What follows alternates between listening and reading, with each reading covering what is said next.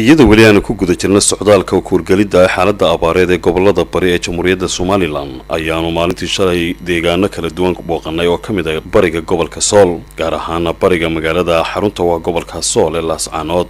kamarada telefishinka qaranka Somaliland ayaa la kulantay guddiga abaaraha ee gobolka Sool iyo culimada awdiinka degmada Laascaanood qaarkood kuwaas oo iyaguna kormeer ku jiray kuna marayay deegaanada bariga gobolka Sool halkaasi oo ah dhulka culayska xoogga leh iyo xaaladda abaareed duruufaheeda adag ay subarkadeen dadka dhulkaanu shalayta soo kormeernay ayaa waxa kamid ah tuulooyinka Tukaraq Gambare Higlada Falliyaale Dulqaboobe iyo Harwanaag kuwaas oo dhamaantoodba ku teedsan jidka laamiga ah ee bariga magaalada Laascaanood iyadoo masaafo 108 kilomitir oo dherer ah aanu jidka laamidaasi haynay marka laga tago magaalada Laascaanood qaar kamid ah odayaasha soo guurtada ah oo ka soo hayaamay gobolada Sanaag Saraar Baran Qardho Boosaaso iyo meelo kale ayaa u sheegay kamarada telefishinka in ay la soo socdeen ama gaadiidku soo sideen oo ay xoolahooda iyo dadkuba soo saarnaayeen muddo ku siban 2 maalmood iyo 2 habeen halka qaar kalena tilmaameen 8 caanamaal ay baabuurtu soo sideen xoolaha ayaa aad u baqtiyay sida ay sheegeen dareenka odayaasha qaarkood ayaa sidan ahaa muuqaalkani waa meel bannaan ah laakiinse waxaa kusoo ururay reeraha deegaanka sida idin muuqatana buulasha iyo dhirta hoostooda ayaa alaabta lagu daadiyay odayaasha guddiga culimada ee gobolka Sool ayaa la kulmay waxaana ay isu wareysteen sidan meeshaan ilaahay baana keenay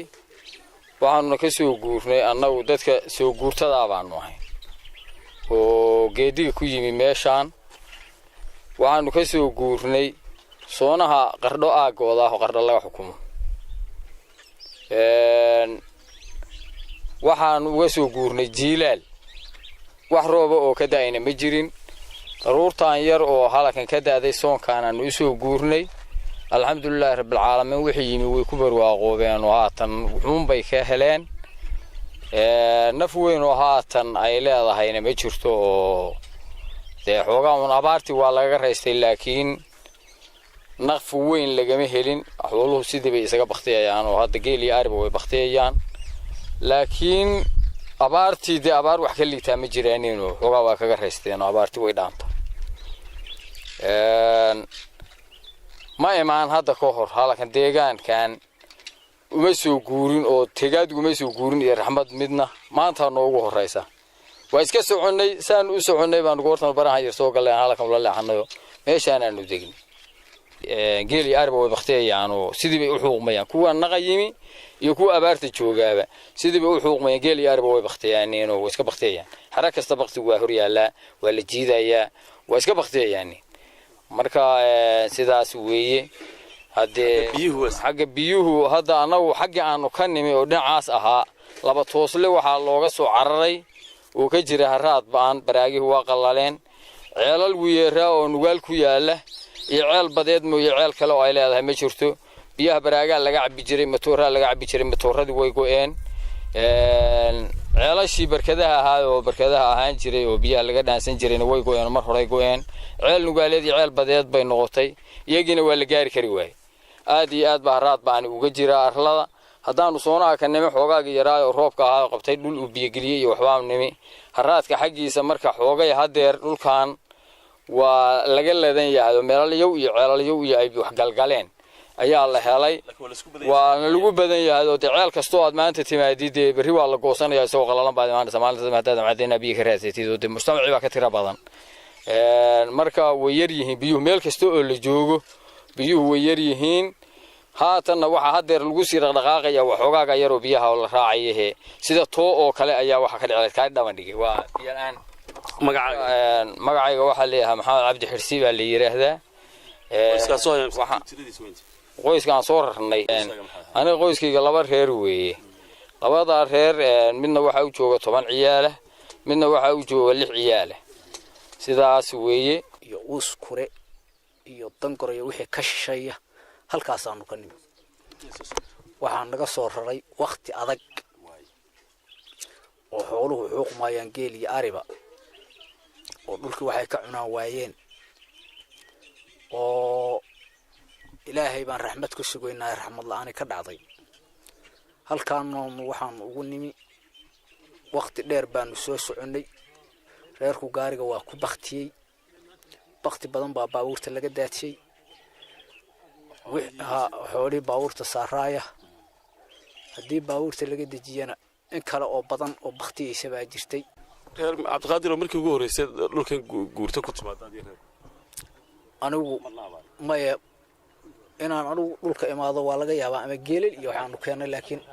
ma ari ma keenina hadda waa ii kow ari aan keeno marka abaartii ugu adkeyd bay noqonaysaa waqtigii noogu adkaa bay noqonaysaa ayaan dhaweyd baa hadda waxaa laga sheekaynaya nima odayaal waxay isweydiinayeen xilligan oo kale ma dhacay waxay yidhaahdeen ninkii badda cas joogay oo majeerteenka ahaa iyo waxaan leeyahay badda hindiya joogay oo majeerteenka ahaa iyo badda cas kii joogay oo isaaq ahaa oo halkaan ku kulmay oo wada degay oo arigu iskaga darmay ma dhicin baa leeyahay weli lama arkin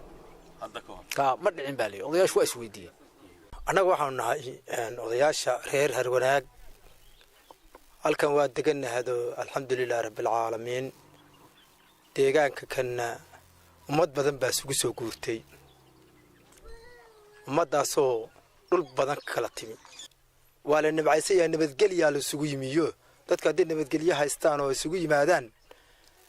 dhibaatada abaaraha mooyaane sida kale aad iyo aad baa loo nabcaysaya wax ilaah loogu shukriyo weeyaan dadkaas waa garanaysaan dad lasugu soo guuray deegaanka lasugu soo guuray hadda meeshaan anigu aan taagnahay oo dadku u soo guuray roobka qabtay biyo dhig caadiya maaha